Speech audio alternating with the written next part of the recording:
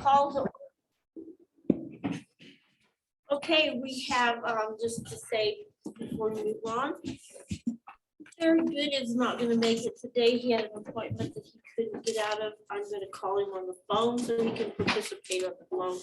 And Rustia as well could not make it today, so he'll be on Zoom today. Mary Jo, I am here. I'm on Zoom. That's what I just said. I'm sorry. I'm That's having okay. a little bit of problem with the audio, but I'm doing okay. All right. Is that better? Yes, it is actually. Okay. John, can I ask you to lead us in the Pledge of Allegiance? Yes, ma'am. Yeah, thanks for putting on the spot. Here you go. I pledge allegiance to the flag of the United States of America and to the republic for which it stands, one nation, under God, indivisible, with liberty and justice for all. All righty. Are there any corrections to the agenda? Does anyone have any comments on that? Nope. If not, can I hear a motion to approve the agenda in a second? I'll motion to approve the agenda. Okay. I'll second. Okay. Matt seconds it. All those in favor? Aye. Opposed? Hearing none. Let me give Jerry a call. Okay, the approval of the minutes. We have a couple of minutes to approve the January 14th meeting and the February 1st meeting. I will assume everybody's read those. Do I hear a motion to approve, and then we'll have discussion? Both of those minutes. I've got one change to the February. Okay. Then go ahead, Arden, for the February. Which one? In number 6, there's a partial sentence attributed to me. I have no clue what this means. It says, in the meantime, we should strike that. Yes, sir. Thank you. Reading the minutes. Any other corrections on those? Rusty, I'm good. Jerry, are you there? You know, I am right now. I may have to turn it off though, because Okay. you guys hear me say stuff I'm not supposed to. I'm on the road. Okay, all right. The minutes, we're voting on the minutes. Did you read them?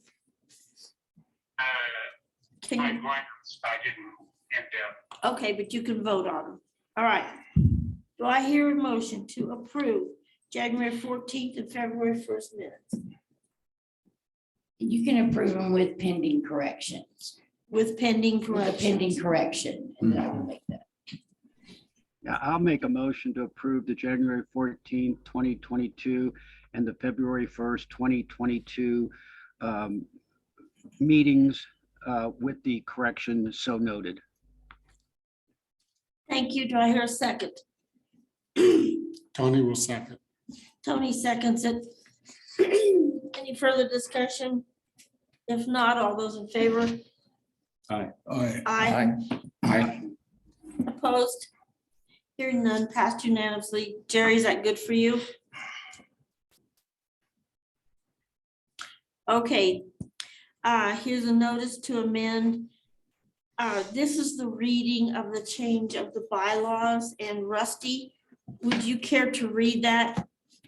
Yes, and Mary Jo, just to give you a little bit of background, I went through all of our bylaws and our foundation document, and it didn't really say how we're supposed to do amendments other than to follow Robert's rules. So what I did is I checked out the version of Robert's rules that the Suzanne had, and there's actually a section that explains exactly how to do it, which is to notice it exactly how I did it. It even has precise language on how it's to be noticed, which is why I made the adjustment to the agenda. This is verbatim from Robert's rules.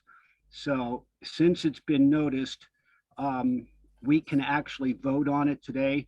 The vote that we took on it previously, which was 2 before, is technically an invalid vote because it had not been noticed properly.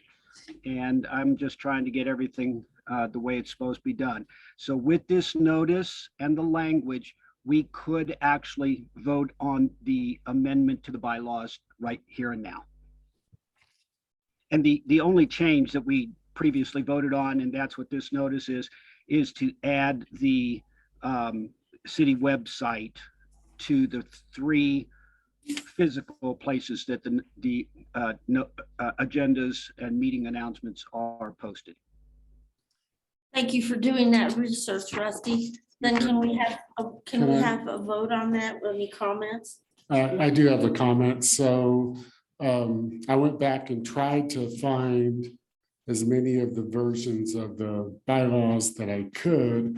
And as far as I could tell, the last maybe 1 or 2, we kind of did handwritten changes on the document. I don't find a source document for the bylaws. And my question, I know we have the new attorney here or somewhere today. Thank you. You know, from a DDA oversight perspective, I suspect it's been, and I can't find anything from the attorneys opining on our bylaws. I think our board, we have just made changes over the years without necessarily checking with the attorney. So my question is, has there been enough changes in the last 5-7 years that a bylaw review for modernization is in order? I perceive that we probably should have the attorney look at it and make sure there's something else we haven't missed that we're accountable or responsible for to modernize it, those kind of things. Paul Benedetti took care of all of that, and I don't think. Saw no notes in Al, the file to that. I would ask you, do you recall any major changes we made to the bylaws? No, Yeah, I remember some. nothing horribly significant, yeah. yeah. I don't think they were major because again, some of them were Just a just little. handwritten on the document and then codified. I'm just suggesting that it may have been long enough that it warrants a quick review by the attorney to make sure we're copacetic. That's all. Okay, I'd like to take this opportunity, since we've already gone to our attorney. I'd like to introduce Marcus. He is our attorney. He's here today to meet with us. Thank you for coming, Marcus. Could we please get a response from you? Well, Mary Jo and the rest of the board, nice to meet you this morning. I heard a couple of you talking about the weather before the meeting started, and all I can say is thank you for having the meeting this week and not last week, because it made the trip down a little bit easier. I think, do you call yourselves commissioners, or what do you call yourselves? We're just a DDA Board members. We're Okay, just- so we're just board board member members. Perry, I think you raise a good question. To the extent that it's been, a number of years since you've looked at the bylaws, what I would suggest is, I'll work with staff. I'll make sure I have the most recent version. But I think if we could look at it holistically and then maybe just do an amended and restated version of the bylaws, then everybody sitting on the board right now will know, hey, this is our current version, and this is effective as of 2022. It includes all of the changes that may have been made in prior years. Maybe there's a couple of small tweaks or other changes that we think make sense to make sure that you guys are that you have the bylaws that you need in order to do your job well. So happy to take a look at that. But what I would suggest is that we do an amended and restated version, and we have that moving forward prospectively. I think it would be, certainly wise to have them reviewed, modernized, and any inconsistencies with the current market, the current environment, and then get them codified. And then we would be ready to go. Mhm. Yeah, everybody would Well, be on we the same did page. review those bylaws, right about the beginning of COVID. we did review them to make sure that they still handled our needs. However, we have a new board, and I don't think that everyone here really understands them. We have a new attorney, we have a new staff.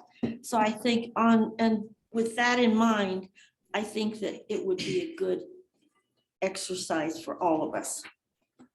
It may be important for us to know what we don't know as we move forward with the bylaws. Yeah. I guess then, Marcus, if you would work with Michael and maybe myself at least, or John, I would say John, because John is our secretary. And when we get down further, I'll introduce everyone, so Okay. you'll know who we are. No, that's great. I look forward to the introductions. I, Sure. get a chance to meet all of you here this morning, and to the extent that you'd like me to give a little bit of an introduction, happy to do that at the appropriate time. Sure. Okay. Sure. Thank you, Marcus. Okay, and then John, you'll get with him and set up a time and whatever you need to do so that at least you're communicating. Okay. All right, thank you. Now, back to where we are on the agenda. So if we're voting on the simple change of adding the city to our bylaws as hosting our website. Is that correct? Yes. Correct. Yeah, I make a motion, and I agree with board member Neal's read on this. I make a motion to amend Article 5, Section 3, second sentence by inserting in the Woodland Park City website after the words "in the 3 public places with the city of Woodland Park, Colorado" be added to the bylaws. Okay, Born seconds. Lauren seconds it. Any more discussion on it before we vote? Jerry? Mary Jo, I can only hear you talking, but if you're voting on the city involvement report, I don't know what that includes. I can't hear, but right now I'm very leery of more city oversight this DDA board. So that involves in my vote. Okay, thank you, Jerry. Then we have, let's vote on this. All those in favor? Aye. Aye. Okay, and then we have Jerry Good is opposed. So Jerry Good is a no. All right. Moving on. Now we can formally meet our attorney, Marcus. Thank you so much for coming. It'll be good to work with you. I would first like to introduce the board, and then I'd like to hear a few words from you. This is Arden Weatherford. This is Tony Perry. This is David, and I can never say her last name. Mijadis. See? Nice, okay. Mary Jo Larson. Alborn. John Glumelke. Matt McCracken. Great. Well, thank you, Mary Jo. It might also be helpful because I know, this board obviously was constituted and exists because it's the Downtown Development Authority, and I'm assuming you're all business owners or somehow involved in downtown. So it might be great if I just hear, for a minute or two, what your backgrounds are and why you decided to get involved on the board. Good. Okay. Shall we start with Arden then, and could you answer those, please? Yeah, Arden Weatherford here. I've lived in Woodland Park since '99. I own the brewery here in town, Beer Works, and I've got a few other properties in town. Great. I like you already. Beer, huh? Absolutely.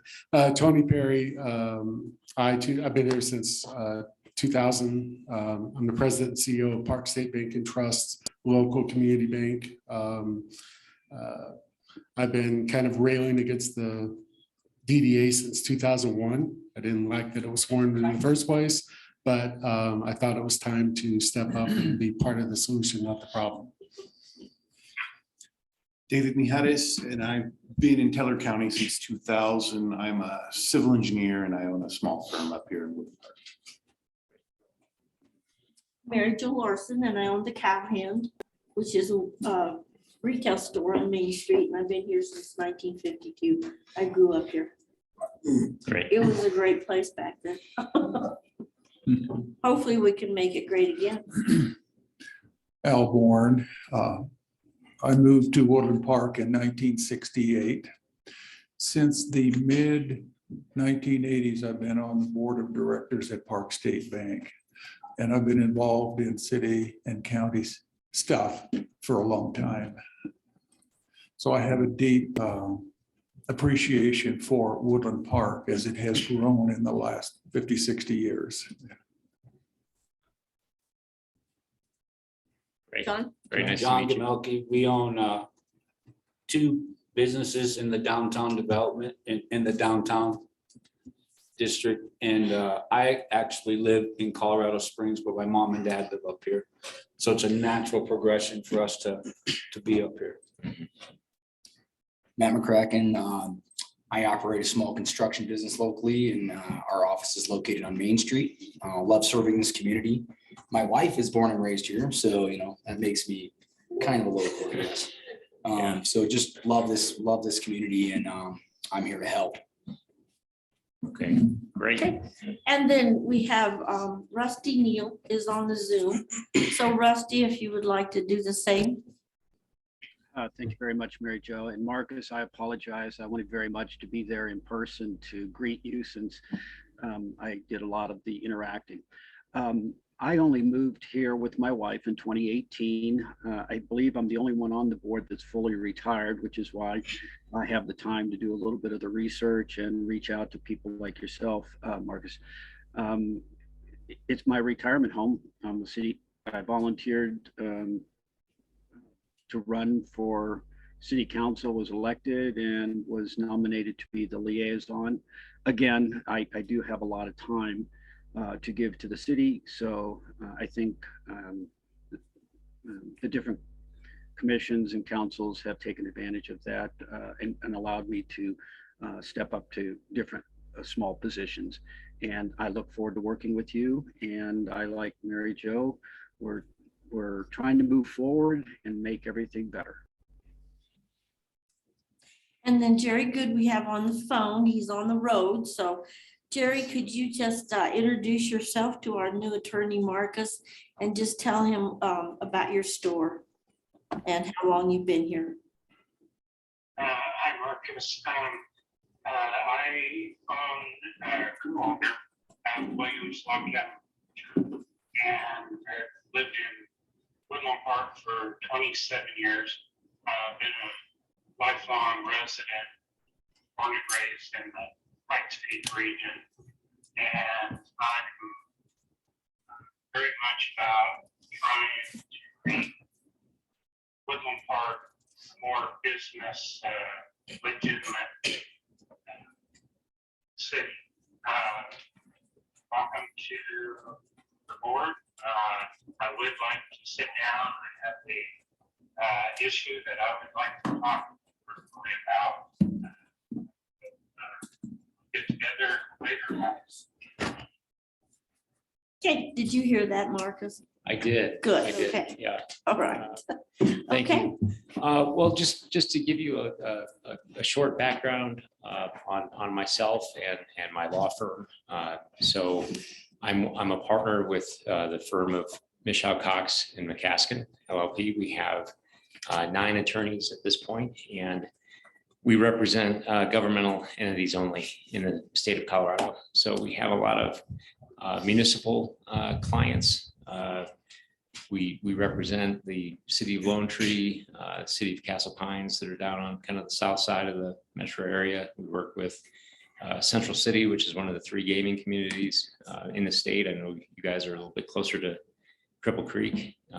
We represent a couple of communities up on the northern Front Range as well. I do some special counsel work for the city of Fort Collins on land use matters. But this is pretty much, this is all we do is, we don't work with any private developers, and that way we kind of tend to avoid any conflicts of interest, right? We're representing the governmental entities only. So I have worked with a couple of the DDAs in the state in the past. There's not a lot of them, but I helped form and organize the DDA in Colorado Springs. And then more recently, I worked with the DDA in the city of Golden, which is also one of our clients.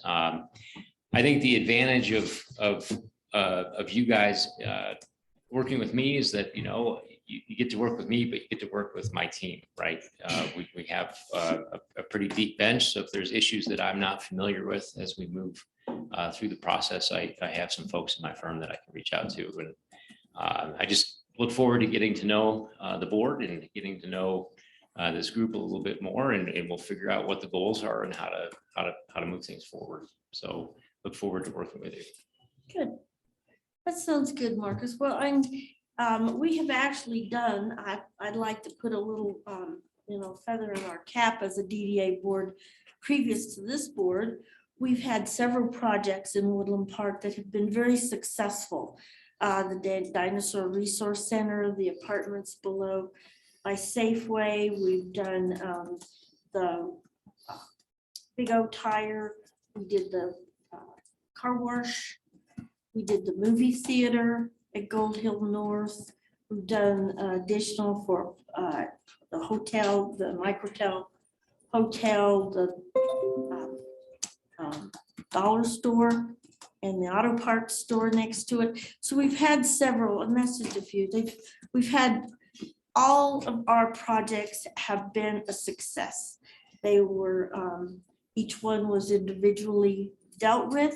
So as we move forward, I think that's how we'll probably want to do it again, each project individually. We kind of have been doing our own bookkeeping, monitoring. We seem to keep it a little more in order that way.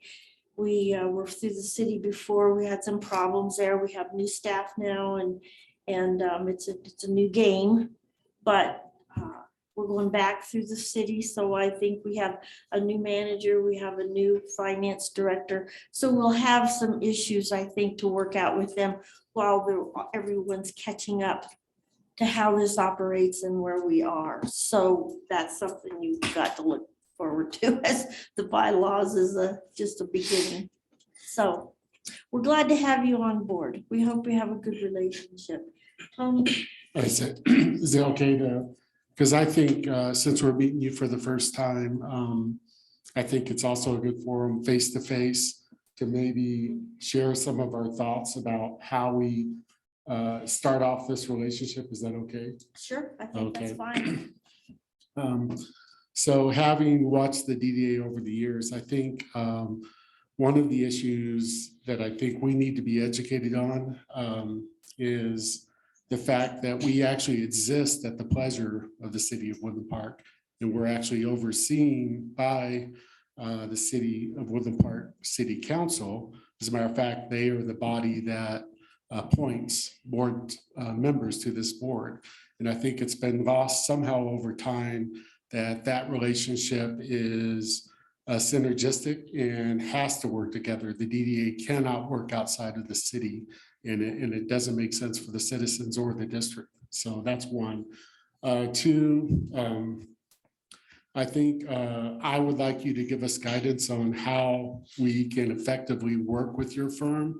And what I mean by that, I do not agree with board members taking billable time with the attorney on issues that have not been agreed upon by the board. And so if I call you behind the scenes because I want to talk about a personal issue, I think that's not copacetic. I think any issues that the board wants the attorneys to opine on, I think we need to talk about, we need to agree on, and we need to have a mechanism to engage you. I think also one of the things I've observed over the years with previous boards is that we had maybe one liaison or primary liaison with the attorneys. And I think that's fine as long as all the information is revealed to the entire board and we're all aware of what's going on and what's being communicated. Also, and this will be coming up in matters not on the agenda, but I'm proposing today a project to gather all of our documents and get them organized and put into electronic format, and actually leveraging the city site and their new tool for making those records available to the public and the board. Right now, they're kind of scattered. We have 12 or 13 boxes of paper documents that we don't know what's in there. Even the electronic records are not indexed, are not organized. And so to that effect, you're our new attorney. We have not received files from our previous attorney yet, so I would argue that this board should ask you to request those files from the attorney. We've also had previous attorneys that I believe have files the DDA should have on our public record. And so I think we should ask for that as well at some point. But I guess, now's the chance to get some guidance from you on the best way to do all those protocols, how to communicate with you.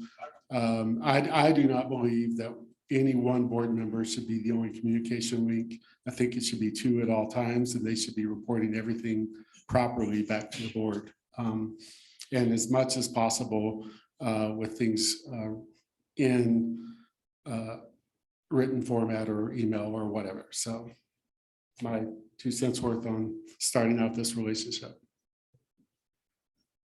Any other comments on starting out this relationship? Thank you. Well, I'd like to say one thing, I really would like to see us, this whole speech sounds like a witch hunt. And I don't think that it is that. I do think that the records have been turned over. I doubt if they have been sorted through and put in any kind of order because they were brought to him in boxes. Mhm. But I do believe that everything is here, and I don't think anyone's trying to keep anything from anyone. I don't think that. I did not. Nothing I communicated witch hunt. I just said it's time to organize. And I agree with that. I just am feeling the undertones of that. And I have no undertones. I'm a very Okay. direct communicator. If I had undertones, they'd be straight Okay, direct then to you. let's just move forward with our new attorney and our new information. And we'll have to figure out how to get our records organized and who's going to do that. So Great. anyway, And I would Marcus, just say, whatever you need. yeah, so Chairperson Larson and the rest of the board, I can appreciate Board Member Perry's concern about any one member of this board, hijacking my time or talking with me or another attorney in my firm offline.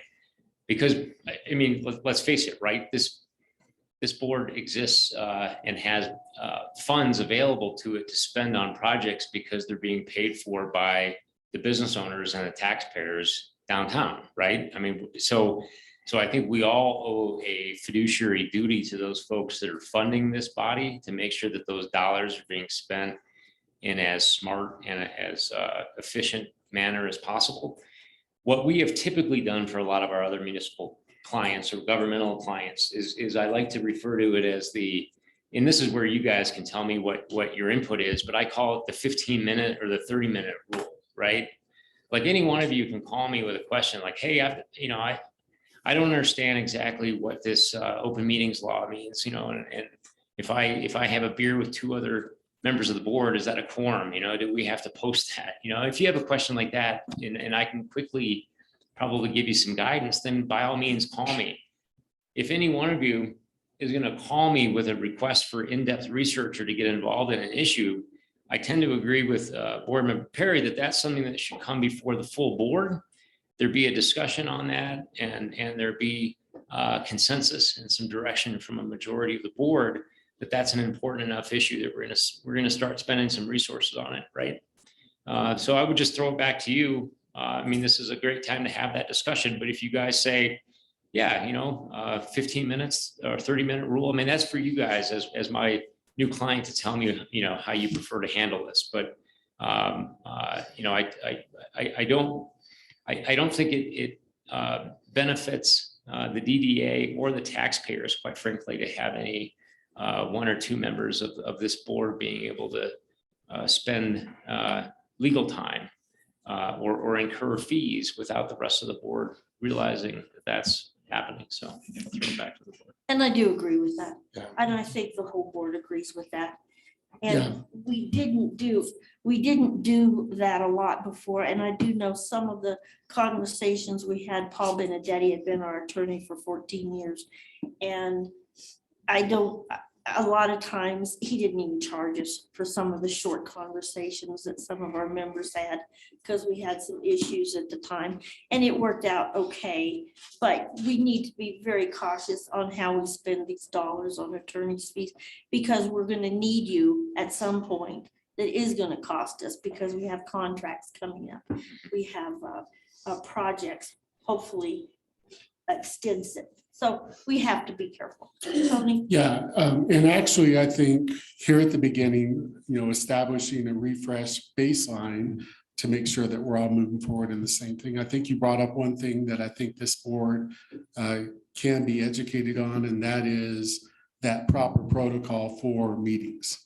Because I think there's been confusion in the past possibly on the record. And number two, and I'll just bring it out, because if you've looked at any of our meetings, I'm assuming that one of the issues that some board members want to talk to you about is conflict of interest. So I think it may be worth this board's while to get a short primer on, one, what's a illegal meeting, proper noticing, so this board is aware and we're all on the same page.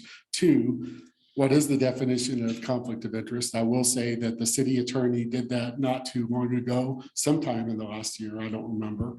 It's very clear to me, but we still have, I think, some members who don't understand the legal concept of conflict of interest and when it applies, when it doesn't apply, how it applies.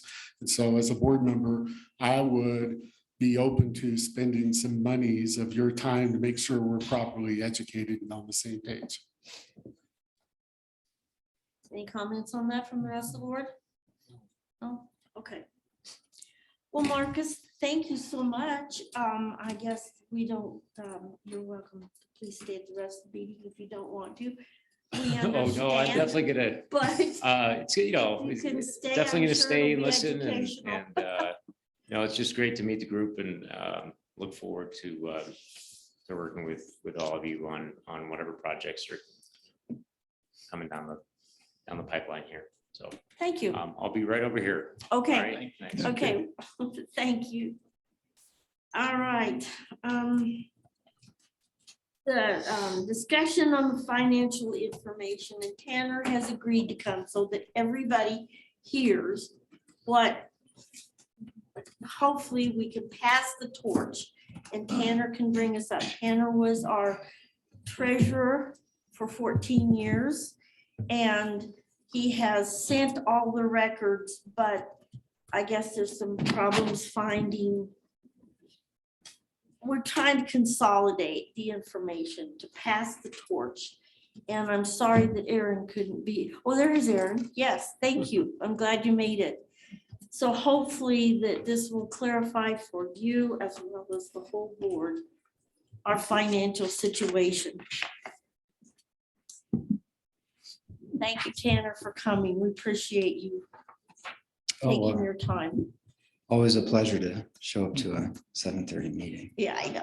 even if I get here at 7:45. Good morning. Can you hear me okay? Yes, we can. Can you? Yeah, we can.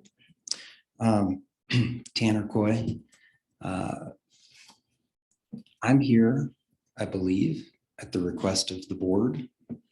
Mary Jo's approached me several times asking if I'd be willing to answer some questions, help with records and finance questions.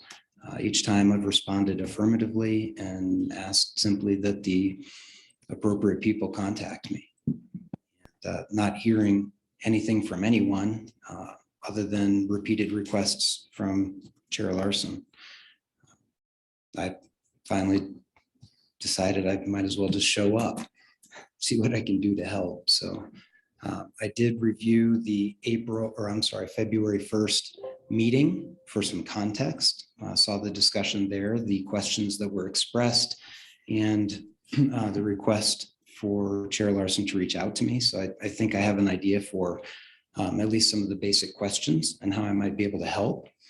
And in order to prepare for today, I did ask the city for some updated financial records so that I could refresh myself and update myself on DDA finance. At this point, I think I have a good understanding of your current position and can help point you in the right direction. I do have some printouts that I can share with you if you have a few minutes to review. Okay, thank you.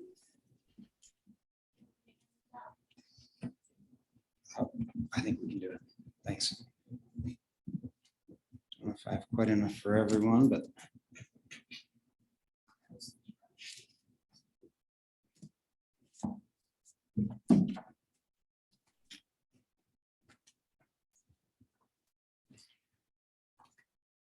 comments at the last meeting began with Tanner, could I have a request? Since I am not there and cannot see that, do you have a soft copy of that document that you could send to me after the meeting at some point? yes. Thank you very much. So comments began with, one is we should confirm they've paid their taxes, and this is regarding TIF agreements. Two, once we've confirmed that, then we have to arrange for the payment of their TIF payments if they're due. And three, obviously, we have to address the payment to the city that's coming up. So TIF agreements and debt payments were at the top of the list. When I began a review, though, I noticed a variety of things that I think you should consider addressing at the same time. And I've gone ahead and listed some of those here, and I'll take just a few minutes to run through them with you. And I think this will ensure that you're aware of some issues and point in the right direction for addressing them. So to begin, in that handout I just gave you, on the first page, you'll see your 2021 adopted budget and 2021 year-end projections. The year-end projections are not year-end projections. So just a copy of the budget. And that's a problem because they affect the bottom line, the ending fund balance, which carries forward into 2022. As you can see at the top of your 2022 adopted budget, you have a beginning fund balance, and that flows through the year to your ending fund balance for this year. That ending fund balance consists of two components: land held for resale and unrestricted cash. You can think of that as your savings account. When facing decisions and opportunities that come up throughout the year, you'll often look to that number to know whether you can afford things. Perhaps it's partnering with the city to improve or maintain parking and sidewalks behind businesses downtown, which I know has been brought up in past board meetings. Or someone else with a proposal to make improvements downtown seeking partnership. You'll look to that number and say, can we afford it? Well, that number needs to be right, and it isn't. It's off by a significant amount. A few things I'll point out in the 2021 year-end projections that I know are incorrect are your county tax abatements. I haven't studied in depth the records yet to know exactly what your year-end figures are, but I believe that's off probably the full $8,000. Your TIF reimbursement agreements are probably off by about 20. Your legal services are off by about $22,000. Your Woodland station improvements is off by probably more than $25,000. That's a lot of money. And that flows through into 2022 budget. Turning the page. Well, my recommendation on that is update the year-end projections and report at the next meeting. So turning the page into 2022's budget, at the top are your revenues. This is the largest single item in your budget. From what I can tell, this is an estimate, and it appears to be based on growth trends in past years. At a glance, it makes sense. But TIF revenues or property tax revenues paid into the DDA, they are calculated. They are not estimated. There are specific data sources that you reference in order to calculate that payment. You should review those to verify that they're correct, and then you use them to make the calculations. This is important because you rely upon 3 other entities for your revenue: the county assessor, the county treasurer, and the city finance department, all of which are subject to error, human error, computer error, etc., as we all are. And in the past, we've experienced those errors. The last time an error was made, it was a computer glitch, and it resulted in short payments in revenue to this DDA by about $100,000. And if your revenue isn't calculated correctly, then you don't necessarily know if you're receiving the correct amount or the incorrect amount of revenue. So in order to provide proper oversight and accountability for your revenues, you need to understand that process. And it's not very complicated, but it is specific and you need to know it. I can help you with that. Recommendation: properly calculate that revenue and report in April. Turning the page, falling down into expenditures. This is treasurer fees. Your 2022 treasurer fees are incorrect. Those are a flat 3% of TIF revenue. And therefore, the same fee amount cannot apply to a different revenue amount. And when this budget was drafted, the revenue amount changed, but the fee amount did not, which indicates whoever put this together is unaware that that fee is a 3% fee. So just be aware of that. That's an easy thing to correct. And that's my recommendation: correct it and report it at the next meeting. Next page, Tiff reimbursements. This is a biggie. I think you guys would agree. This is a complicated one, and probably where many of your questions lie. As you can see, your 2022 budget is simply carried over from 2021. And that's incorrect, because these agreements are administered annually. They're administered annually because they change annually. They change due to a variety of things, all of which are outside of the authority's control. Each agreement is unique and independent of the others and has to be handled that way. Now, that said, they all have some similarities, and some of the same process applies to all of them. For instance, they all require annual appropriation. So the first step in your annual administration of these TIF agreements is at the end of the year when you budget. And that's required by each agreement. Each agreement has provision in it that obligates the authority to account for it and budget accordingly. If you don't do that, you're not really complying with those agreements. And that's what I see here. Somebody just carried forward last year's budget, and it's the wrong amount. After you've budgeted for your agreements, those appropriations are made. The next step is not to track down the other party to make sure they've paid their taxes and to initiate the reimbursement process. That's not your role. The next step falls on them, the other party to the agreement. And as you read these agreements, you'll see their obligation is to pay the taxes as and when they are due, and then to notify you.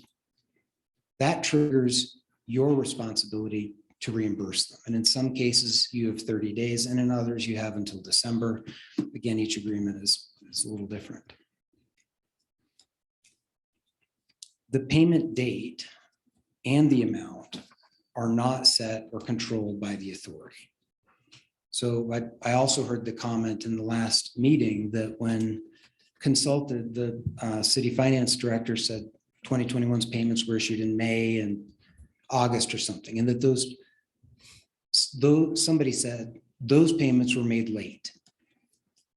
And I want you to understand, again, you don't determine the date of the payment. Your obligation at that part of the process is triggered when the applicant notifies you that they've made their tax payment and is requesting reimbursement.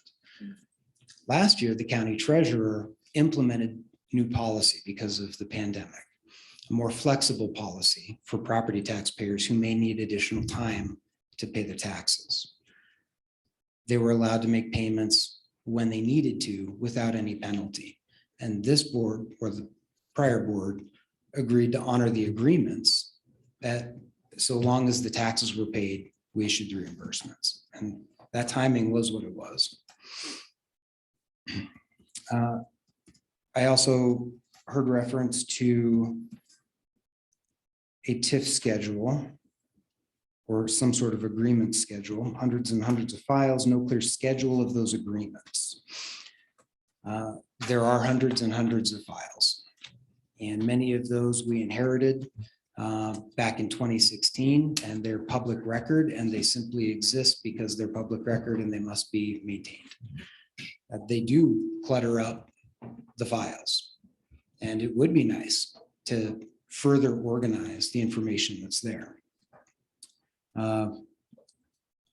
But, you know, I guess at this point, let me tangent just for a moment into records. I heard you mention boxes and boxes of files. I think I turned in one box. The others are just, again, what was inherited, what came out of the office in the old cabin when the office was vacated. I don't know that any of us have looked through those boxes ever. My understanding is the city has already scanned those. They exist in PDF format and they're in the files that you were provided. The files I gave you that I turned in that were in the one single box are mostly just hard copies of things that are scanned in the records you provided. I can help you navigate those files. I know them like the back of my hand and would be willing to work with you on that. So the TIF reimbursements, just like all these other items, need to be correct. They do affect your unrestricted fund balance. And my recommendation is calculate those and report at the next meeting. Finally, moving down the page to your debt service. These payments, some of them change annually, and some change at various intervals. The payment schedules for each of these are included in each of the corresponding debt documents. So the 2018 bond documents include a debt payment schedule. The 2012 bond documents include a debt payment schedule. The city agreement, the loan agreement, includes a debt payment schedule. The payments are right there, and you simply pull those and insert them into your budget. Those will also affect your fund balance, and recommendation is to correct those and report at the April meeting. From what I can tell at a quick glance, the unrestricted fund balance at the bottom of your 2022 adopted budget is off by probably $50,000 to $70,000. I think it would be relatively quick and easy to account for that. And by your April meeting, have these books in order.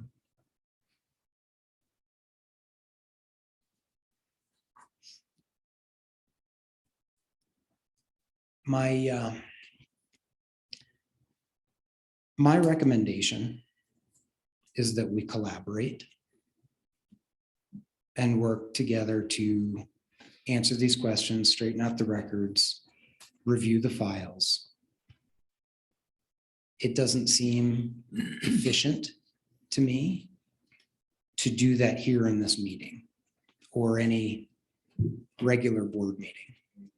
It's a lot of sit down, review time and explanation, a little bit of research, some calculations, all of which would put this room to sleep. So the appropriate parties seem to be no offense, Madam Chair, but not you. Secretary and the treasurer, if you're willing to sit down and review these things, I would enjoy that. I'm the kind of geek that likes this stuff, so. I'm available, but I'm no longer a volunteer for this organization. I was for 9 years. I put in my time. I reapplied. I wasn't picked. I'm not complaining, but I filled my volunteer time with other things. And if you'd like my help with this, we can work something out. Thank you. Thank you, Tanner. Tony has some questions. Are you prepared for questions? Sure. Okay. Yeah. Well, first, I want to thank you. I know, I believe Matt and John reached out to you per Chair Larson's request to communicate. So thank you for coming. I agree with you completely. I think this is great work and is spot on. I think when we got to the, being a new board and I still don't feel like we have our sea legs in terms of being organized. We had to fill those numbers to get the city budget done because we couldn't hold up the city budget. So yeah, those are plug numbers. As you know, we typically don't get the numbers we need to plug into this until January from the county in particular. And I know you've reached out to the county and obtained the initial numbers, so thank you for that. And I think they're sending it to Matt as well. Yeah, and I think your offer to help, and I want to be very clear, Chair Larson, that I believe we have all the documents in some form or fashion, whether it was your box you brought us or the thumb drive, USB drive you brought us, or the other boxes that the city has, which as far as I've learned, have not been scanned yet. But I think we have them all. I think the challenge for us is to get them organized. And one of the challenges I've had just taking an initial look at it is I couldn't necessarily see where all the TIF agreements were together and organized. I didn't see the accounting for each TIF agreement over time. I didn't necessarily see or find, and I'm sure they're there, but they may be names or naming conventions that other than going through the hundreds of files one by one, which actually has to be done, I think. It's hard to parse those out and get them organized and categorized. So I think your help there could be very beneficial to us. And I guess I'm not averse. I think what I heard you say is that if we're willing to pay you, you're willing to sit down and help us get organized. And from my perspective, I would say that in the interest of us getting organized faster, I wouldn't be averse to that. Just saying, okay, we're going to buy X amount of your time. And the main purpose, frankly, is not the accounting piece, because I have no concerns that we can't figure that out in short order. It's not very difficult from my perspective. The biggest challenge is getting the files organized and understanding where everything is and what the naming conventions were. And on that thumb drive, where can we find everything and help us get it organized? So I'd be open to that, absolutely. And I agree with you that, most of the stuff can be worked out in fairly short order from an accounting perspective. I think I've heard over the years in the past when you were the treasurer that you mentioned several times, if I'm recalling properly, and I don't know, that you used to keep QuickBooks for all these TIF projects, and that's where you did the accounting. And so I've looked for a QuickBooks file to see if it's there, and I haven't been able to locate that. And I don't know if that's true or not. I think I heard it. But if there is a QuickBooks file, if you can point us to that, that would be great too. And again, I would be willing to pay for some of that time to get that in expeditious order. The one thing I don't know if I agree with, and I think you're probably right, Mr. Coy, that we don't have an obligation to reach out to the applicants or the TIF parties and make sure we're communicating them and make sure that we're making their payments to them. We probably don't have a legal obligation, if that's what you're saying. I can't argue against that. That's not correct. But I guess in the interest of unwinding the DDA at some point here in the interest of potential projects coming forward. I take a different mindset. I prefer to be proactive. I prefer to know exactly what our obligations are and to be communicating with those parties. And, you know, I wouldn't take the approach that, okay, party A forgot to ask us for their TIF reimbursement this year. Well, good, that's more money in our unrestricted fund. I take the approach of that's a contractual obligation we made with them, and that we should at least be communicating. And that's just a matter of a style, probably an approach. But I don't know what the legal perspective is. I suspect you're right, that if they don't reach out and ask for the reimbursement, we're not obligated to give it, and we don't have to put any effort into that. But I prefer personally to get organized, to have the spreadsheet, to understand all the debt service payment schedules and have it in one place that's easy for the board to see, so that next year, when we get to the city budgeting process, yes, we may not have end of 2022 numbers, but we probably can be pretty darn close. And if we're communicating with the treasurer and the assessor like you have over those years, because you had a good relationship with them, we could probably get it pretty darn close for the budget, better than we did this year. I think for us, it was like the city was like, hey guys and gals, you know, you can get this to us because we got to go.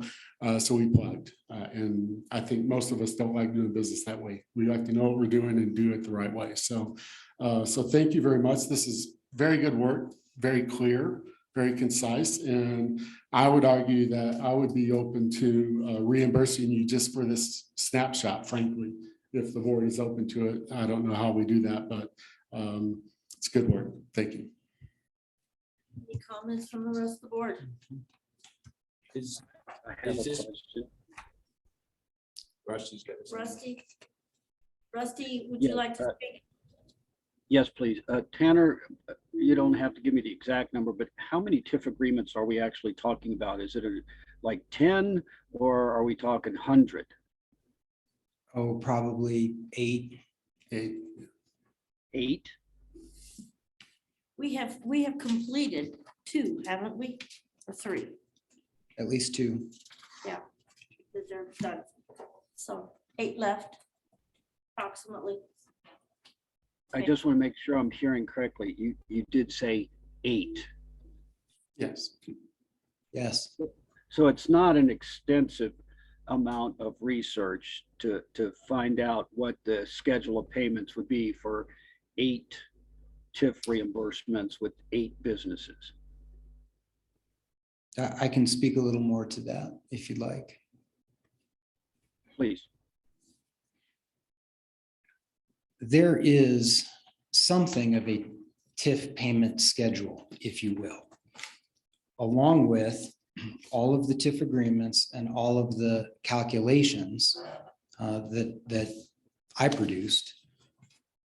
Those historical records all exist in one place, and it's in a folder aptly named TIF agreements. That is where you'll find it. Is that on the USB drive?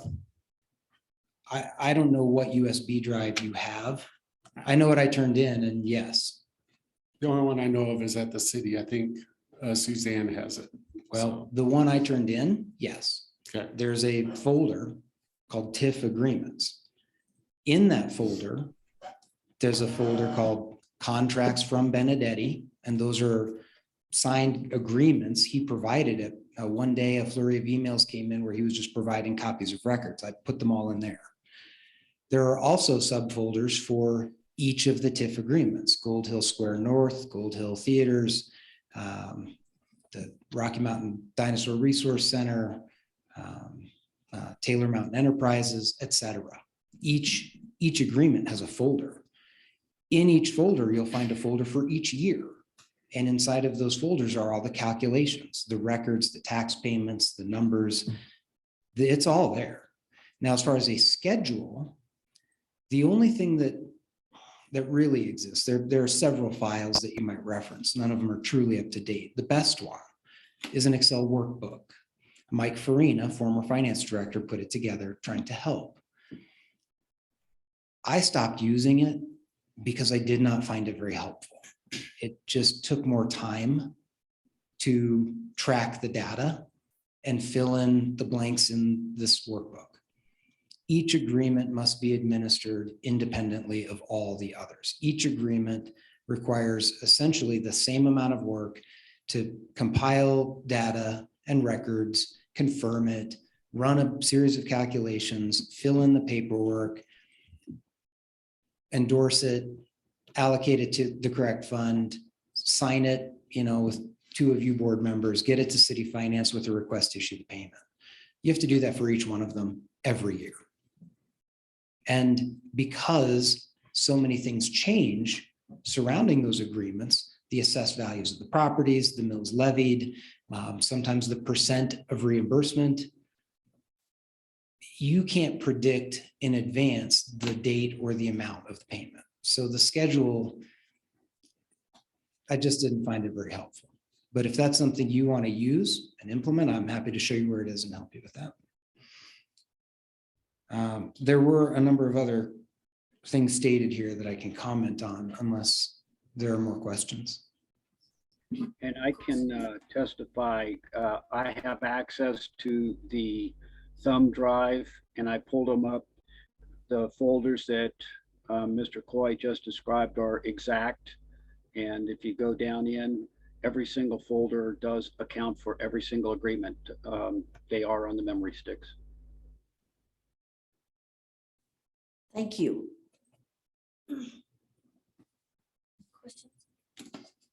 Sounds good. I think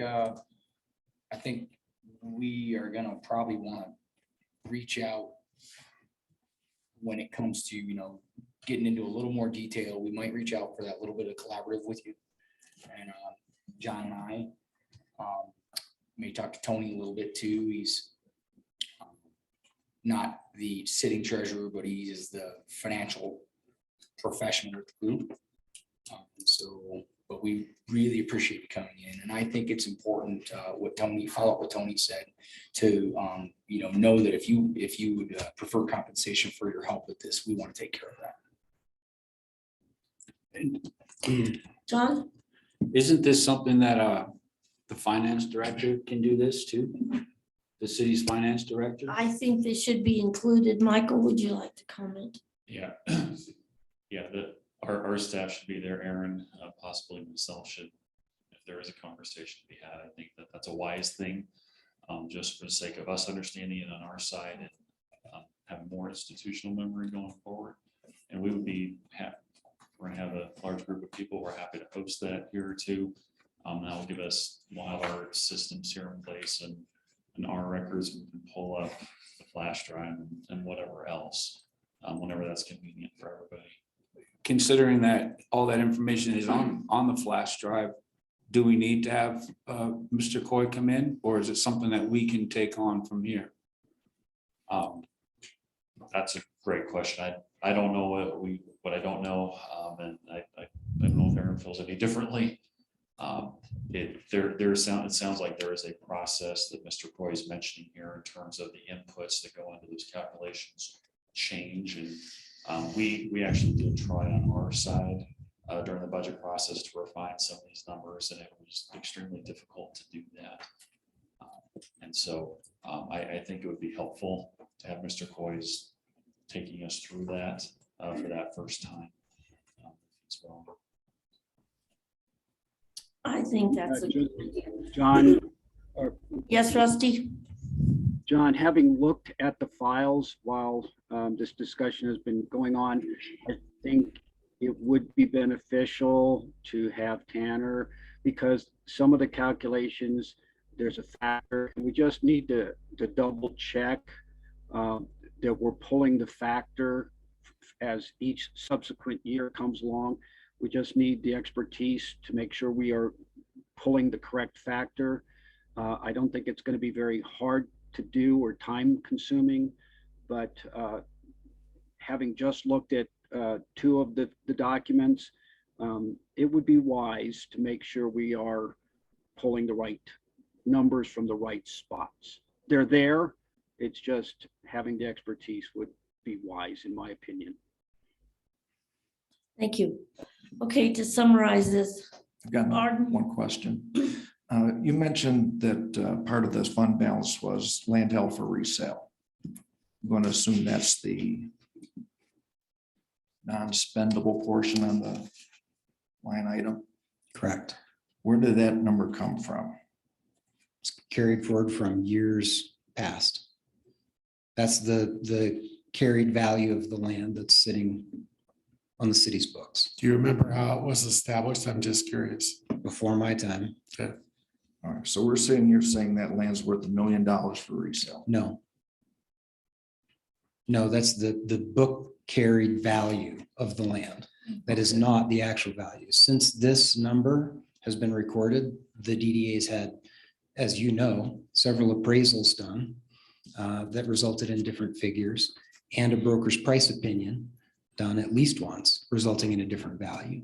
Our work as a board, when first contemplating sale of property to, well, several proposals that came over the past couple of years. Board member Bourne did some research on other similar land in the downtown and came to his own conclusion that the board accepted as to the value of the land. So no, this is not telling you what that land is worth. Okay, then let's organize through this. Yes, Tanner? Well, there were a number of other issues brought up. Okay, go ahead. Okay, so Matt and John, I don't believe you reached out. If you did, forgive me for missing it. Okay. You don't get the numbers until January from the county. You do get them. They're certified and published in December. And that's when it's late in the game. It's hard to take that information and get it done in your budget, you know, when you have to approve your budget for the city. But that's when they come, and preliminary numbers are out earlier. Oh, I did reach out to the county and they said they wouldn't be done by middle of January. So I agree with you. They should be done by the end of the year. Well, some of them are required. The main numbers you need are required to be published by December. The boxes weren't scanned that you have here, but they were. And I remember when they were, and I remember receiving a file, and board member Weatherford also received that file pursuant to a court request. He has all those records. That was in 2016, though. A lot happened since then. Not in the boxes that are in storage here. The only files that were not scanned by the city were the ones that were in my possession. And I've scanned those, and you have them electronically already. So I don't think you need to worry too much about putting a lot of time into searching through hard copies in those boxes. The TIF agreements we talked about, the QuickBooks file. I do have a QuickBooks file. It's not what I use to calculate reimbursement agreements. Though those calculations are too complicated, they really don't belong in QuickBooks. They're all managed separately, but I do have a QuickBooks file. And to be frank with you, I have found it to be the absolute best tool that we've ever used for keeping good track of DDA finance and reconciling our records with the city. The city is the official set of books, and they do a great job there. Working with them is a little different than accessing your own records as and when you need them. And with all due respect to those professionals, I've come to learn that business people and public finance people speak slightly different dialects. And the formats of their numbers, their systems, their reports are a little bit different than what most business people are accustomed to. QuickBooks spits out P&Ls and balance sheets with the click of a button. It's easy to run reports of any kind, anytime you want them, and then reconcile that with the city's records to make sure you're not missing anything, and neither are they. And it may be redundant, but some things might slip through their fingers, and some might slip through yours. But if you go like this, then you catch a lot more. So I highly recommend it. I do have a copy. I thought that was backed up and put in the files that you were given. And if I do help you search those, I can point it out. If it's not there, I would gladly provide it. Yeah, I guess the only comment I would make on that is I don't disagree with you. I actually prefer business accounting. But the reality of it is public accounting is a whole set of, it's a whole different world. Just like bank accounting is completely backwards from business accounting. So they're three different animals. And what I would argue is that we are a quasi-governmental city entity that works under the city. And so we need to synchronize with public accounting. But I agree with you. I like business accounting. Makes more sense to me. Well, synchronizing is what I found the QuickBooks tool real helpful for. For people who speak different dialects, that's a great translator. In any event, that's obviously your decision, but I'll make that available should the board decide they want to utilize it. Any further questions? Could I get a motion from this board or discussion about reimbursement for the time that Tanner takes? Do we need an invoice for them? Well, I think in my world, if you're considering yourself a vendor contractor in this process, I think if you would make a proposal, get it to Mary Jo, and then I'm comfortable that if Matt and John, and Mary Jo were synchronized and you communicate it to the rest of the board, that we could come to some quick agreement, establish a set of hours so that we know what our budget is and a per hour cost, I would suspect. But I would argue that you probably have a better handle on, it's going to take me 7 hours and I want to charge X per hour and present that to Mary Jo. That's what I would recommend. I don't think there's a motion here. I think, well, other than, I guess, a motion to request a engagement letter from Mr. Coy. I would like to do that just so that it's on the record that we all agreed to do that. So would you call that a motion? Yeah, so I would Okay, make good. a motion that we request that Mr. Coy provide Chairperson Larson I guess, I don't know what I want to call it, a proposal to the board in terms of the number of hours you think. Again, I think the scope is to start with maybe phase one, and we may only need phase one, is to get with John and Matt and make sure they know where everything is and they understand where everything is as a starting point. Obviously, there may be hours there to I think it's smart for us to sit down with the city and, to your point, get synchronized on everything so they understand our current records and where we're at so we can move forward more elegantly. So I would make a motion that you provide a proposal and then we can accept it and move forward. Mary Jo, I'm going to second that, then ask for a little bit of discussion because I want to point out a couple of things after, once we move into discussion. Okay, we have a second by Al. Rebecca, do you have that motion properly? Okay. Any discussion on this? Rusty? Yes, please. At the same time that we are doing this, I think it would be wise for us to take a look at our annual budget, because when the city approved our budget, I think it had a figure that was low.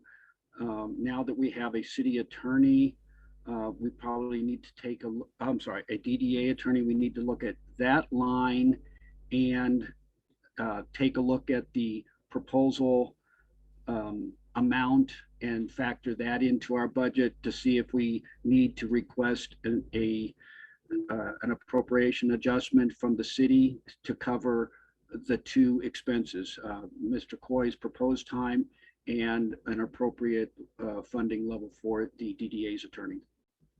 And correct me if I'm wrong, Mr. Neal, or Councilman Neal, I'll frame you in that light, but I think it was the intent of the council. We had plugged the original year-to-year budget, but the council wanted to dial it back. And so I think you're right. We will need to figure out an appropriate amount to budget for the attorney for this year and moving forward. So I think that's a great catch. Okay, we have a motion on the table. No more discussion? It's done. I'm not so sure that Matt and I need to have a separate meeting. I would think that we would all come together at one time. Because don't you want to be part of the Well- meeting too, Well- correct? Yeah, let's take a vote on this motion. And then I think you all should be together at one time, so everybody's on the same page. So all those in favor of the motion that Tony made for Tanner to present a proposal to us? Aye. Aye. Aye. Aye. Aye, okay. Aye. That passed unanimously. What about Jerry? Is he still on the phone? Jerry left, no. I think you had to go. Jerry, you still are no. Lost. Yeah, so, John, I think this is a work session. And so I think from the DDA, only two persons make sense. I think probably Mr. Lawson and our new finance director, I'm assuming that's who that is back there. Nice to meet you. And then Tanner. So probably a minimum of 5 of you is probably more than enough for the work session. Well, I think those are the key people. Who is going to take the initiative to set up a time and a place? I think Michael has already offered the city. Yeah, we can So- reach out and try and find a time that works for everybody here. Okay, And Does Mary that Jo, I sound would good just for you? offer that this board was noted, we all work really hard. I'm willing to be like the sub if Matt or John can't make a particular session. I'm willing to jump in and be part of that process. So, Okay. so we've got that then. All right, then, Michael, thank you.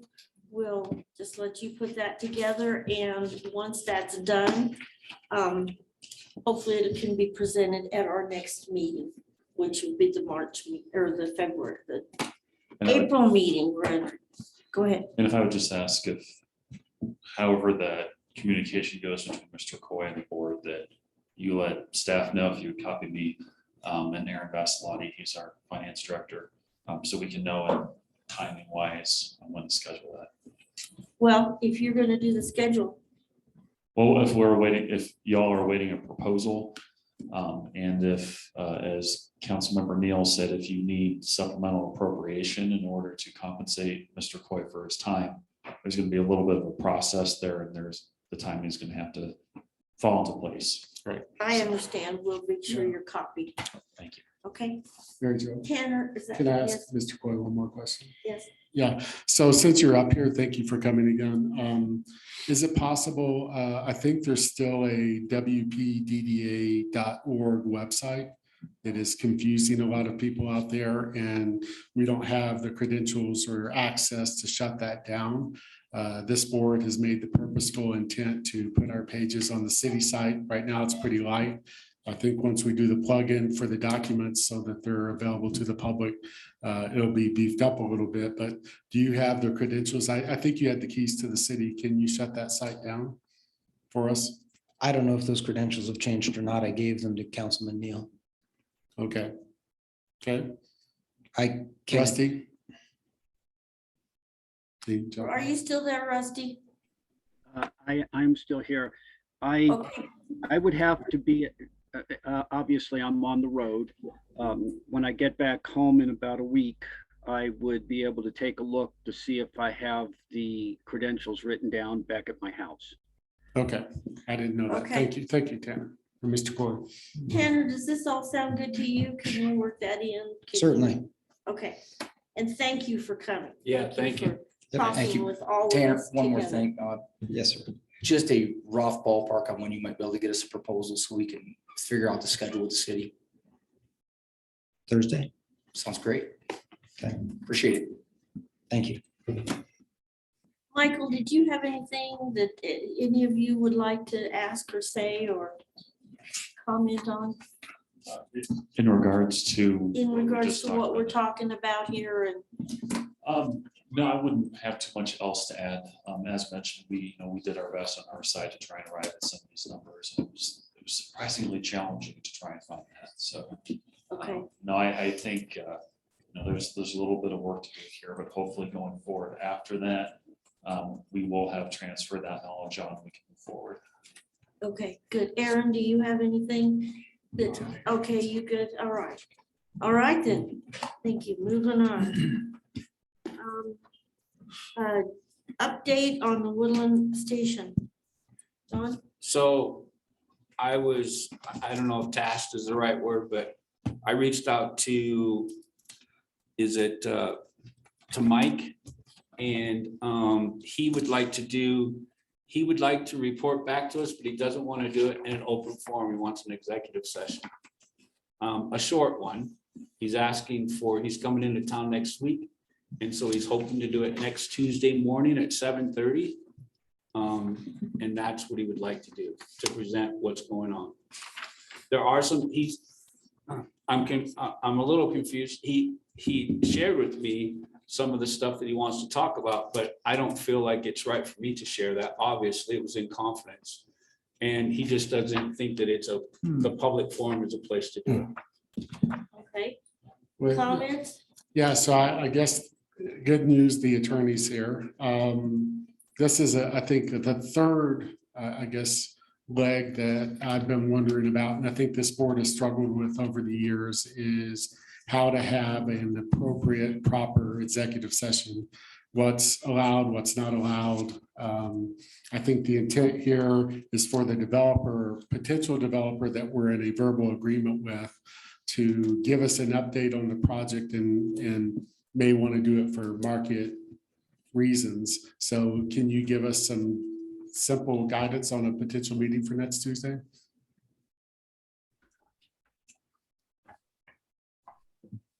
Sure, happy to do that. So I'm assuming that your standing regular meeting is the first Tuesday of every month at 7:30, right? So we would have to call a special meeting, make sure that that's noticed in accordance with the bylaws, which it sounds like they were amended to make sure that the notices are posted on the city website as well.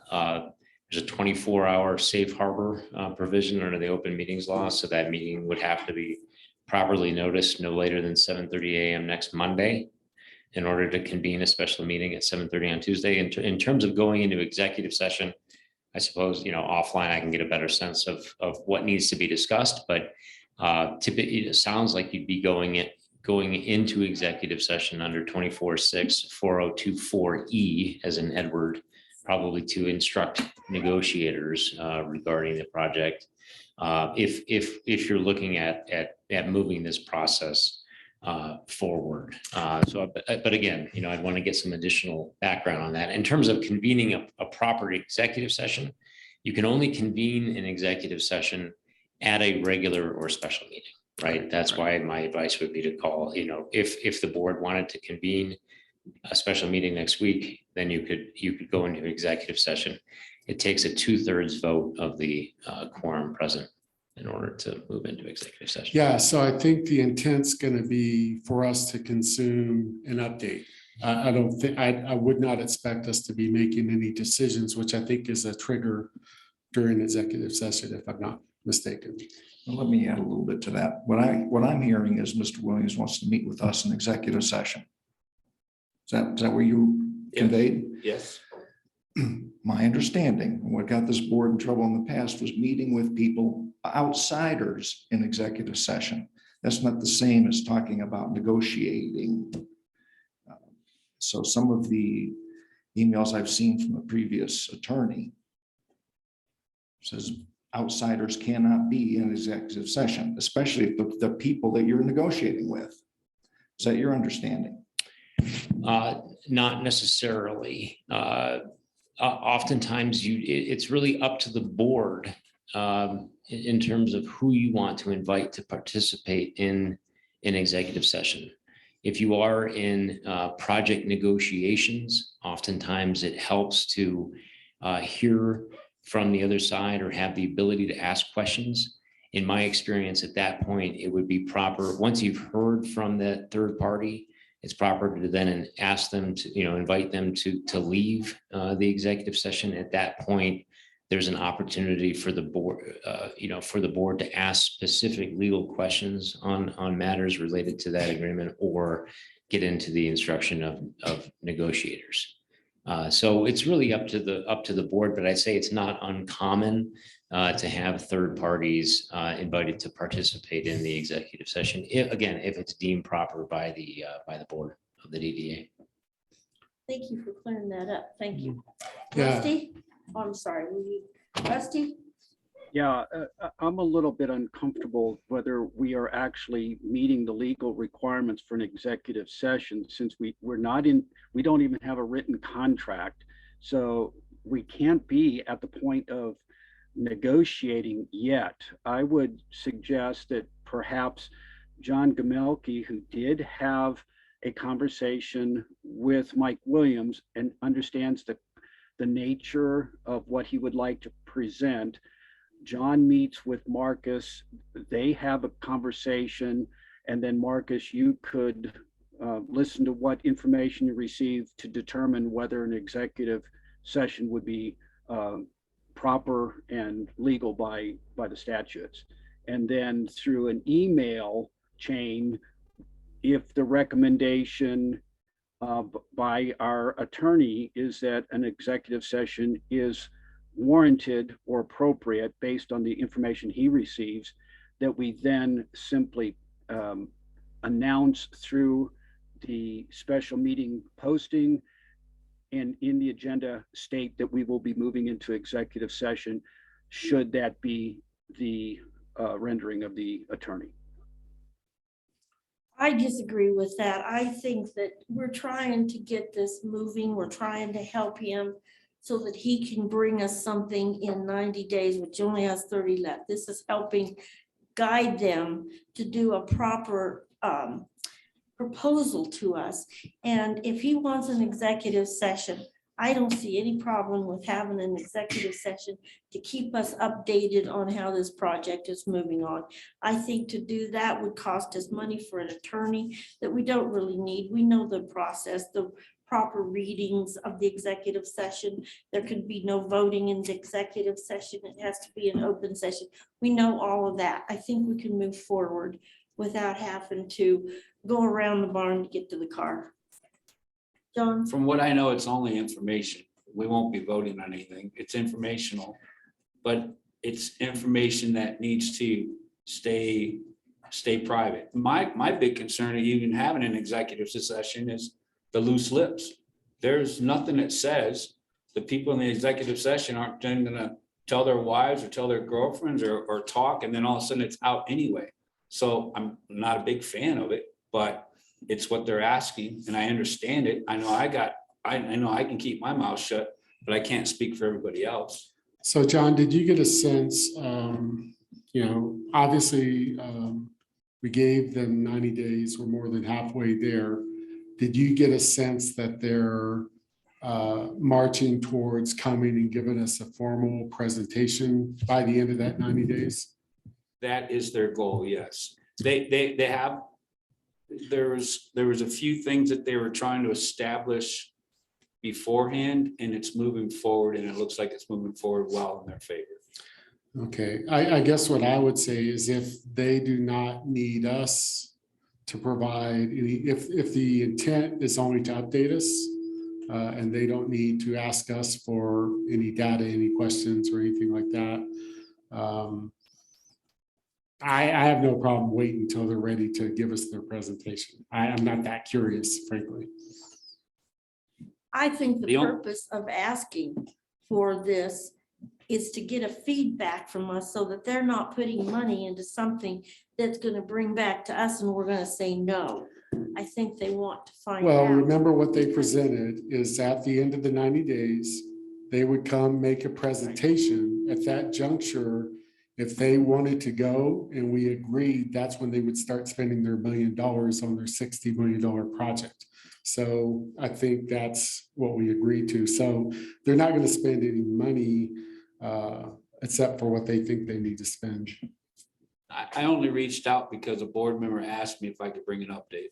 Okay. Otherwise, I wouldn't have reached out and we could just wait till the 90 days. Okay. So I'm not pushing for it. I'm only doing what I was asked. Okay. And so I reached out because I was asked. I made the phone call.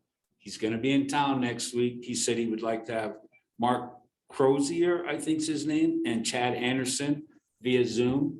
If we can set that up, if you guys don't want to have a session, I don't think he's going to be hurt. I think I don't think that's good business to not try to accommodate their needs. Tanner?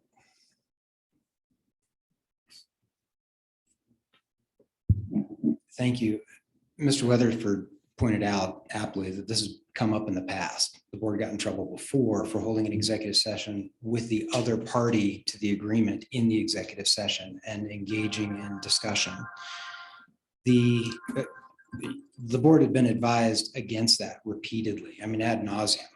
And the solutions that were provided were, if there's anything to present to the board, A, it's done in public, and then you adjourn to executive session for your discussions. Or B, if there's anything sensitive that they're not willing to make public, but want to convey to you, they convey it either to your attorney, which would be confidential attorney-client privileged information when it comes to you, or convey it to a negotiating committee of two, who then brings that information to your executive session. So just reminding the board of Thank you. past. John? So are we saying to have a private meeting with them, with two of us? Is that what you're saying, instead of an executive session? No, two people could meet with them. What's that? Two people could meet with them. Okay. But my experience here with this board is when I was part of an executive session I shouldn't have been in, I was able to get the recording of the executive session because my participation made it a public meeting. Would be the same with him. So it's one thing to submit us some financials about their net worth and different projects that they don't want public. And that's fine. We can keep that. so. It sounds like this was a request for an update from a board member, not them reaching out asking for an audience. So I would argue, let's not have one. We don't need one. We can wait for their presentation unless you're curious and want to hear an update. Then in that case, I would argue that two of you can go meet with them, gather the data in confidence, and then come back and report to the board in executive session without them there. I agree with that. I don't believe it needs to be a formal meeting. Two of us can meet with them. Hey, great, they've got an update for us. They know what the deliverables are. That has not changed. Okay. No, Marcus, does that sound good to you? That's fine. I mean, that actually is easier, I think, for staff and for everybody to not convene a special meeting and expect every one of the board members to be here next Tuesday. So that would be fine. Alternatively, I think Mr. Coy, I mean, that's something I was going to recommend as well. If there's an update that they want to share it through my office. I can then distribute it in a memo format or via email, marked, confidential attorney-client privilege, and then it would provide an update to all of you, but you would, it would clearly be marked, do not forward, do not distribute, do not share. It'd be the same type of confidential treatment that we would expect from information that's shared with the board in an executive session. So that's an option as well. But I think the having two members of the board appointed to meet with the developer / applicant, or whoever this party is, I don't know, because I'm coming up to speed, but that sounds reasonable. Okay. John, would you and I meet with him? I would like to be a part of that. Okay. Does that sound all right with you, the board? Yeah. Yep. Okay. We'll do that then, and you can tell him, and we'll just Okay, I'll meet reach with out. him when he Okay. gets there. And you know where I am, and we'll make it work. Thank you. Okay. Thank you. And general discussion. Pardon? I have nothing. Tony? I provided a document here. I guess it's one page, basically the executive summary is, since I have no board assignments, I'm willing, and we've kind of discussed it, but I'd like it formalized. If you want me to or not, I don't care.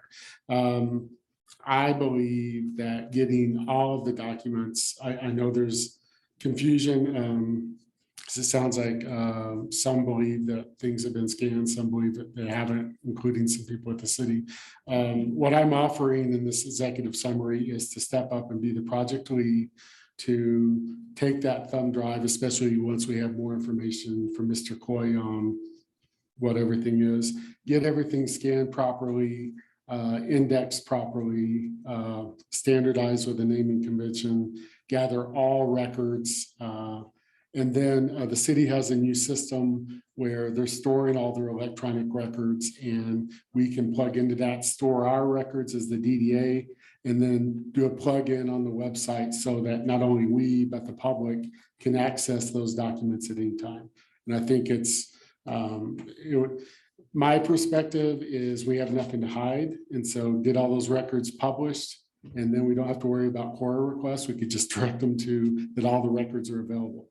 Now, obviously, if there's a sensitive document that requires some privacy or because of contract negotiation, those can be tagged and restricted appropriately per the guidance of the attorney. But I guess I'm offering, and I'm also offering, the bank has a super high-speed scanner. We have a scanning person she's a scanning specialist. That's her job. That's all she does. Because of COVID, we got everything in the bank scan that wasn't, which was about 80 boxes, banker boxes of documents within a 2 or 3 month time frame. So I'm offering that up, no cost to the DDA. They're all public records, so I won't have access. If we take the bots from the city, we do have a secure vault, records vault in the bank, that those will be stored until they're scanned. I kind of outlined what the project would look like, and I'm willing to do that.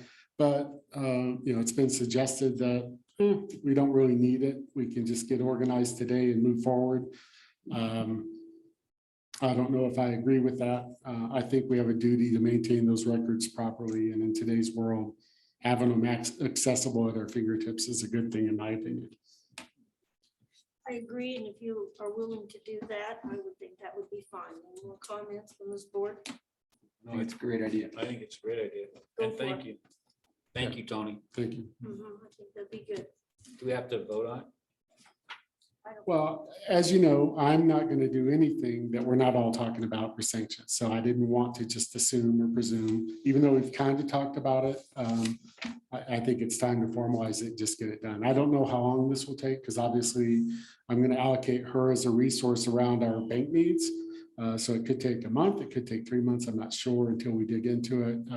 I suspect standardizing the naming convention and the structure and the organization and the categorization will take a little bit of time to make sure we dial that in so that we can move forward expeditiously. So I'm willing to do it. I don't know if we need a board vote. As long as I I'm, think a consensus would be good. It's in the minutes. Rebecca's got it as a consensus. Do you feel comfortable with that, or do you feel like we need a vote? No, I'm comfortable with that. Me too. Me too. Okay, it's pretty unanimous that we're comfortable with the consensus. So, thank you, Tony. That would be a great help. That would be good.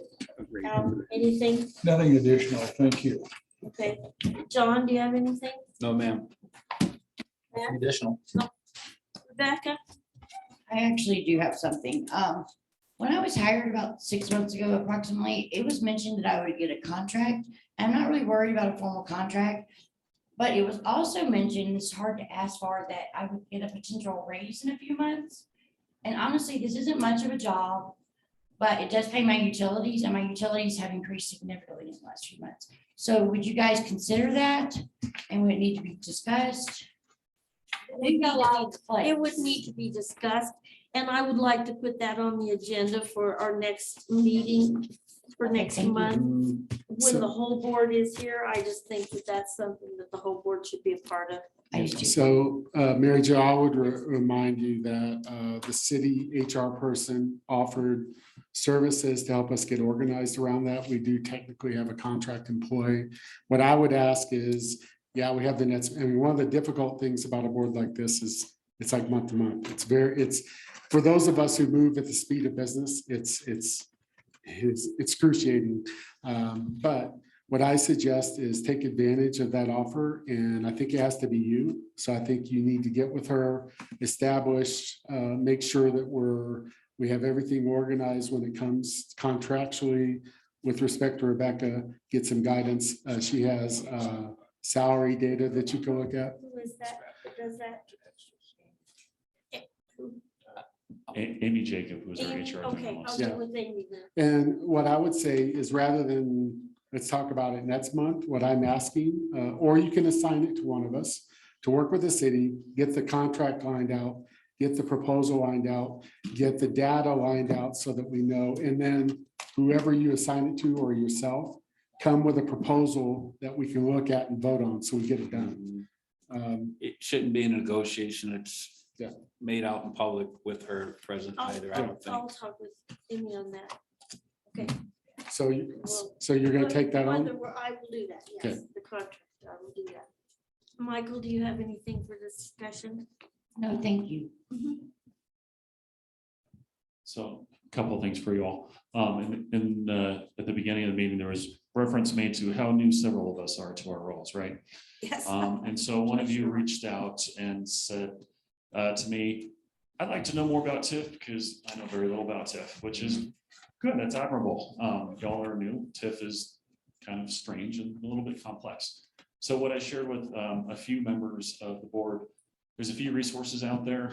CML, y'all are familiar with CML by now. Kevin Bomber was here a few months ago and gave you the primer on board conduct and whatnot. CML also puts together an urban renewal booklet, I would say fairly dense booklet.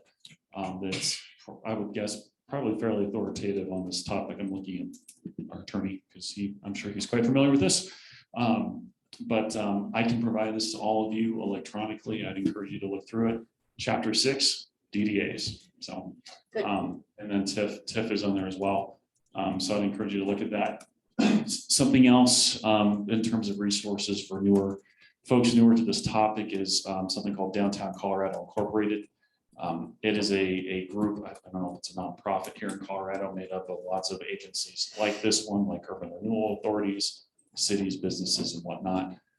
There's something of a standard out there. They're pretty well known. They have a lot of good helps. They have training materials.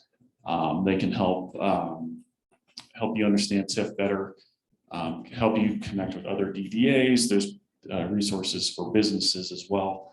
And so if you're willing, I'd like to send you some information on that. Would like you to consider possibly joining as a member of Downtown Colorado Incorporated. It's $350 a year for a DDA. I think we might have the city sign up for that as well in our own membership. But I think it'll be money well spent in terms of just resources for your own general being dangerousness sort of thing.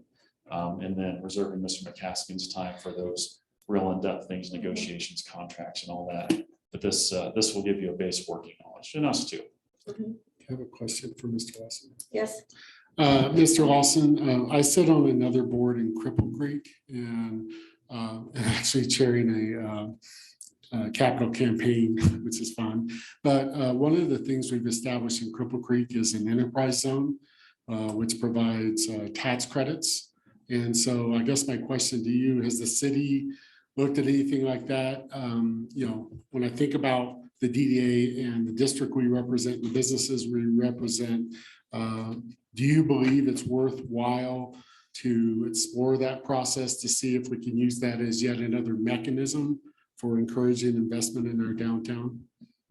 I looked at it in passing. I don't know if we've done any work there. We should certainly look at it. There's a number of different mechanisms. A few of them I've looked at. The chambers actually provided some helpful information. There's a whole bunch of mechanisms that are more complex that we've done nothing with. And so it might be worth the conversation. I don't know how best to go about that. But if someone on the board wanted to engage with us, we can certainly figure out how to go about that. There's a number of them. Enterprise zones just one of them. Yeah.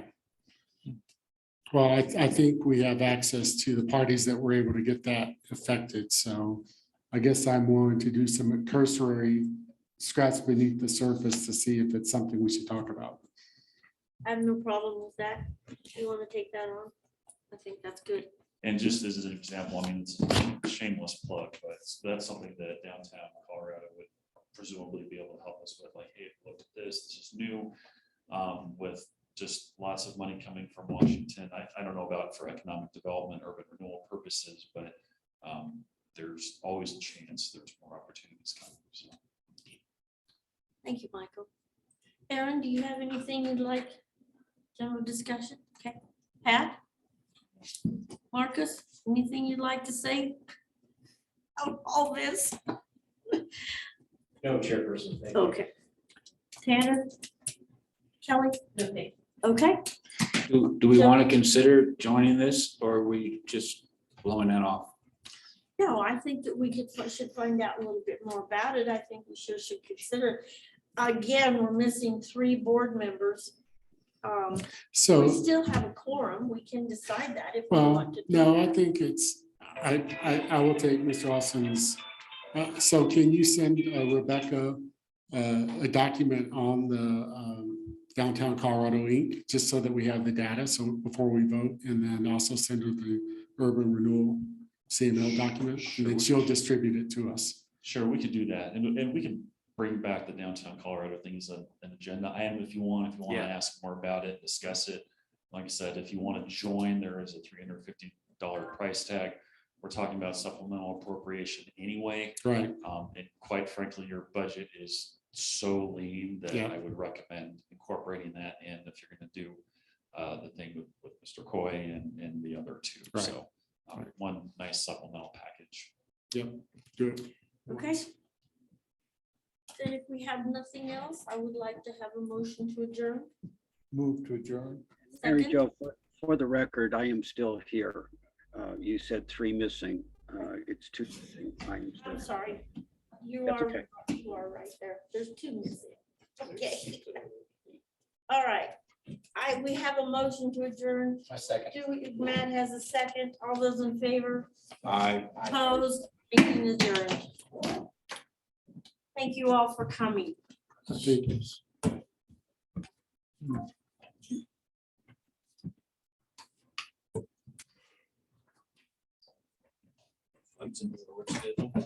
Okay.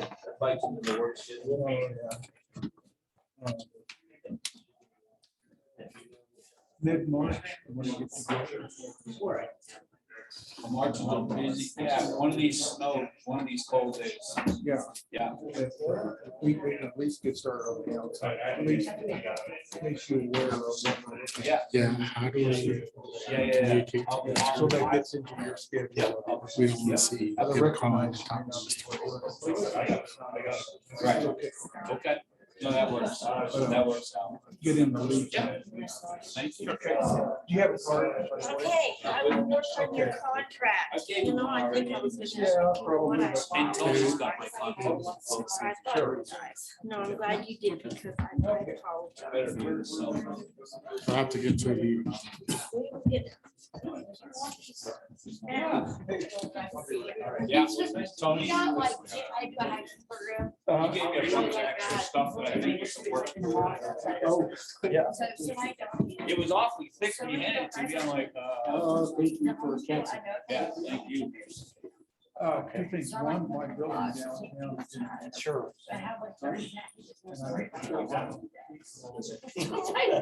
hilarious.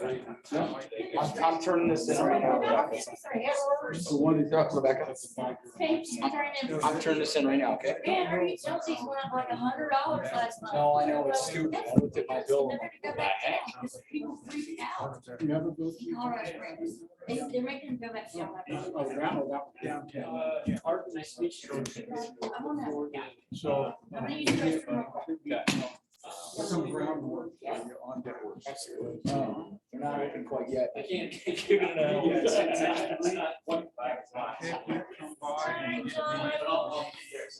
Be anxious to talk with Michael. What he has to say. all that stuff. I tried it. It's gonna be next week. I messed it up somehow. Okay, I'll get with you. You go first. It takes me longer. I'll go ahead. I'm in no No, rush. no, you go first. I need a handrail for you. Oh, no, I'm gonna get.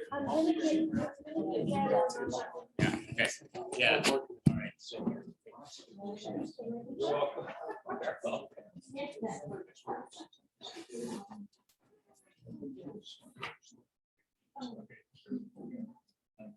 Thank you.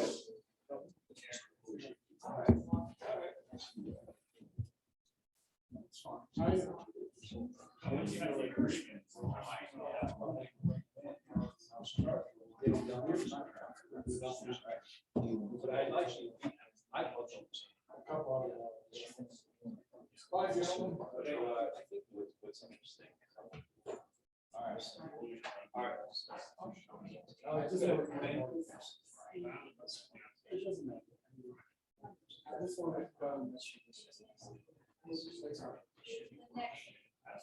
Can you send me that one pagers that you're talking about?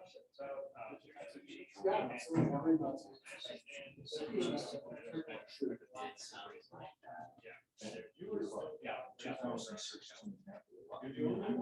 You're the only one out. Yeah, that's. Yeah.